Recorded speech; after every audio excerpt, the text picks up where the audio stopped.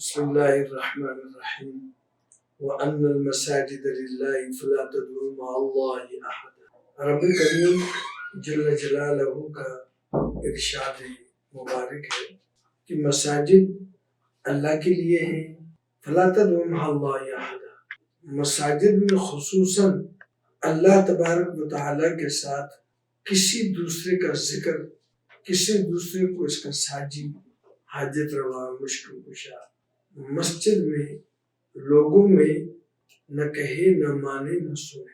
مساجد کے آداب میں رسول اکرم صلی اللہ علیہ وسلم کے ارشادات احادیث مبارکہ میں اور اس کی کتب کے اندر محدثین نے اور فقہ کی کتابوں میں فقہائے اکرام نے واضح طور پر آداب مساجد کو بڑی اہمیت کے ساتھ ذکر فرمایا ہے کہ مساجد اللہ کے گھر ہے۔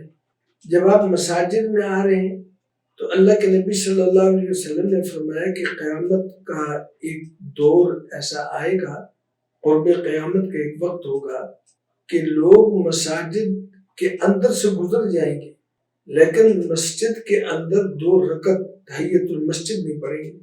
آج کے دور میں ہم دیکھتے ہیں کہ لوگ آتے ہیں، جی ان کو تقاضا ہے اور تقاضا پورا کیا، مسجد کے اندر 2 رکعت کی انہیں توفیق نہیں ہوتی، یہ بے ادبی ہے، مکروہ ہے۔ مسجد کے اندر آتے ہیں میلے کچیلے کپڑے، مسجد کے اندر آتے ہیں لباس بدبودار ہوتا ہے، مسجد میں تشریف لاتے ہیں انتہائی پراگندہ حالت میں، پاؤں میں جرابیں ہیں، ان سے بدبو آ رہی ہے، منہ سے بدبو آ رہی ہے، چاہے وہ پیاز کی ہو یا کوئی اور لہسن وغیرہ کچا کھایا ہوا ہو، گٹکا کھایا ہوا ہو، جس سے نمازیوں کو بھی تکلیف ہوتی ہے اور اللہ کے نورانی فرشتوں کو بھی تکلیف، یہ ساری چیزیں مکروہ ہیں۔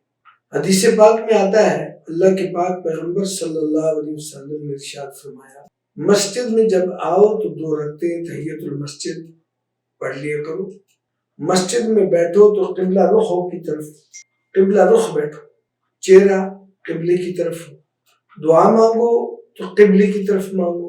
بعض لوگوں کو دیکھا کہ وہ مسجد کے اندر ہو کر بھی دعا قبلہ مبارک کی طرف نہیں کرتے، وہ اپنا چہرہ دائیں طرف کر کے دعا مانگ رہے ہوتے ہیں، معلوم نہیں کہ دائیں طرف وہ کون سا قبلہ ہے کہ جس کی طرف وہ دعا مانگ رہے ہیں۔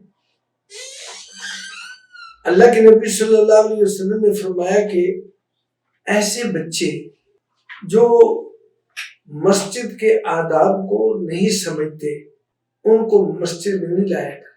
مسجد میں وہ دوڑتے ہیں، کھیلتے ہیں، کودتے ہیں، جس سے مسجد کی حرمت پائمال ہوتی ہے، اجر کے بجائے گناہ ملتا ہے۔ مسجدوں میں ایسے معذور لوگ کہ جن کا بول و براز یا خون یا اس طرح ٹپک ہی رہا ہے مسلسل، کپڑوں میں بدبو ہے، ان کو بھی فرمایا تم اپنے گھروں میں نماز پڑھو۔ مسجد کے اندر مجنون، پاگل، نیم پاگل، ان کو بھی فرمایا گھروں کو، مسجدوں کو ان سے محفوظ کرو۔ آج ہم لوگ بڑے شوق سے چھوٹے بچے، گود کے بچے لے آتے ہیں، 2 سال 3 سال کا بچہ وہ ساتھ اٹھا کے لے آتے ہیں، 4 سال کا بچہ لے آتے ہیں، نماز میں وہ بچہ روتا ہے اور دیگر نمازیوں کی نماز میں خشوع اور خضوع میں خلل پڑتا ہے۔ بچہ 7 سال اور اس کے بعد بچے کے اندر ایک شعور پیدا ہوتا ہے کہ اللہ کے گھر کی عظمت کیا ہے، پھر اس کو سمجھانا پڑتا ہے، پھر اس کو مسجد میں لے گیا۔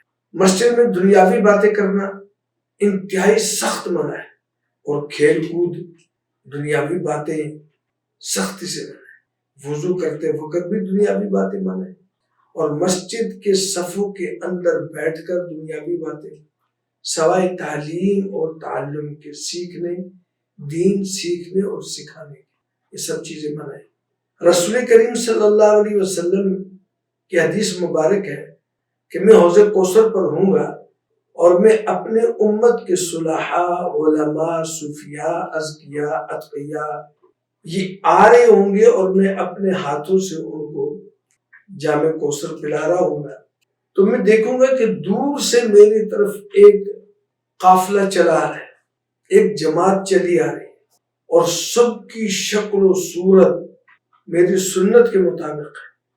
ان کے سروں کے اوپر حمامے بھی موجود ہیں، ان کی داڑیاں بھی موجود ہیں، اور بالکل وہ میرے علماء اور میری امت کے صلحاء کی سی شکل ہے ان کی۔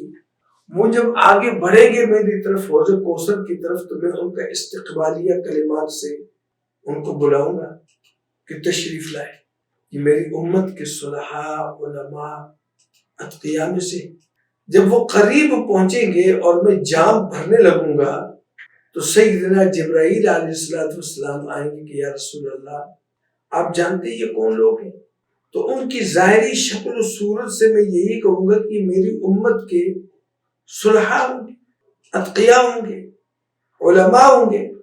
لیکن سیدنا جبرائیل علیہ السلام فرمائیں گے کہ یا رسول اللہ صلی اللہ علیہ وسلم، یہ آپ کے پیچھے دنیا سے پردہ فرمانے کے بعد یہ وہ لوگ ہیں کہ جنہوں نے آپ کی تعلیمات کو، آپ کے ارشادات کو، آپ کی مبارک سنتوں کو بگاڑا، شکل صورت ایسا ہی رکھا، لباس ایسا ہی رکھا، لیکن انہوں نے وہ کام کیا کہ جو آپ کے دین، لائے ہوئے دین کے بالکل خلاف تھا۔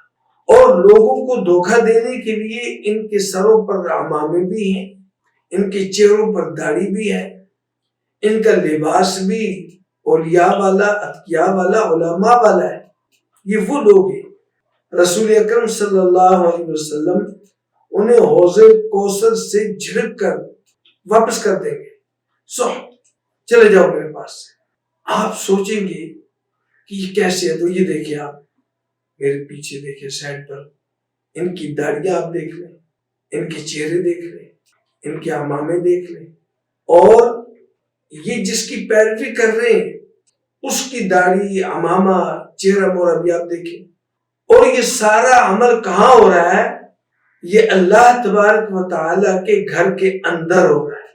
اور کر کیا رہے؟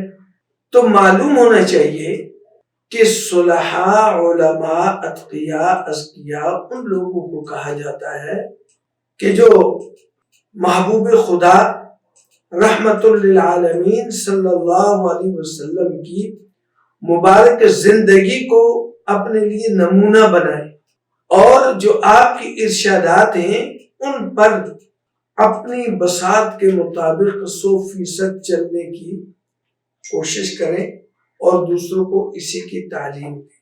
کیا یہ لوگ رسول اکرم صلی اللہ علیہ وسلم کی تعلیمات، اللہ تبارک و تعالیٰ کے گھر کا ادب، اللہ کے پاک پیغمبر صلی اللہ علیہ وسلم جس مسجد کے لیے فرماتے ہیں کہ مسجد میں اگر کسی نے ناک یا تھوک وہ ڈال دی، روزہ قیامت وہ اس کے ماتھے پر ہوگی، کفارہ کیا ہے اس کا؟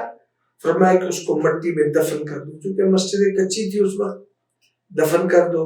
اور آج کیا ہے کہ اگر کہیں ناک یا منہ سے کوئی چیز مسجد کے فرش پر گر جائے، فوراً اس کو صاف کرو اور اس پر خوشبو لگا دو، کم تر جائے کہ اس کو صاف کرو۔ حضرت تمیم داری نور اللہ رضی اللہ تعالیٰ عنہ فلسطین کے رہنے والے تھے۔ آپ نے مسجد میں روشنی کی، زیتون کے تیل کا دیا آپ نے جلا دیا۔ اللہ کے محبوب صلی اللہ علیہ وسلم نے سلام پھیرنے کے بعد فرمایا کہ یہ کس نے روشنی کی مسجد میں، اور یہ کس نے خوشبو کا اہتمام کیا؟ صحابہ نے فرمایا کہ یا رسول اللہ یہ تمیم داری نے کیا۔ اللہ کے پاک پیغمبر نے بھرے مجمع میں فرمایا کہ تمیم، اللہ کی قسم اگر فاطمہ تو زہرا رضی اللہ تعالی عنہا کے بعد میری کوئی اور بیٹی ہوتی تو میں اس کا نکاح آپ کے ساتھ کر دیتا۔ کتنی بڑی عظمت ہے مسجدوں کو صاف ستھرا رکھنا، اس کو خوشبودار بنانا۔ کیا یہ لوگ حوض کوثر میں جو آئیں گے، جو جھڑکے جائیں گے، وہ یہی شکلیں تو نہیں ہیں؟ آپ غور فرما لیں۔ اللہ رب العزت ہمیں مساجد کی حرمت اور مساجد کے آداب کا خیال رکھنے کی توفیق عطا